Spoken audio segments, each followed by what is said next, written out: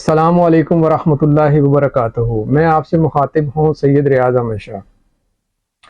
بیوی ناراض ہو کے میکے بیٹھ گئی ہے، سسرال والے مان نہیں رہے ہیں، بیوی مان نہیں رہی ہے، اس کے دل میں محبت پیدا نہیں ہو رہی، دو خاندانوں میں جھگڑا ہو گیا ہے، دشمنی عروج پر ہے، لڑائی جھگڑا بڑھ رہا ہے۔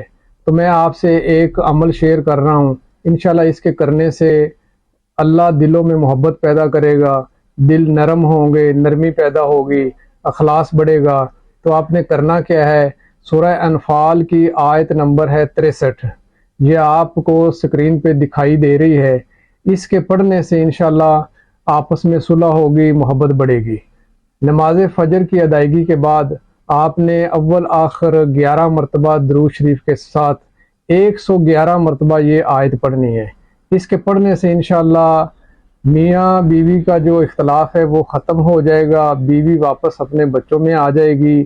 جو خاندان دشمنی کی وجہ سے دور تھے، جن میں پھوٹ پڑ چکی تھی، ان میں صلح ہو جائے گی، دل نرم ہو جائیں گے، دلوں میں محبت پیدا ہوگی اور آپس میں وہ پیار محبت سے رہیں گے۔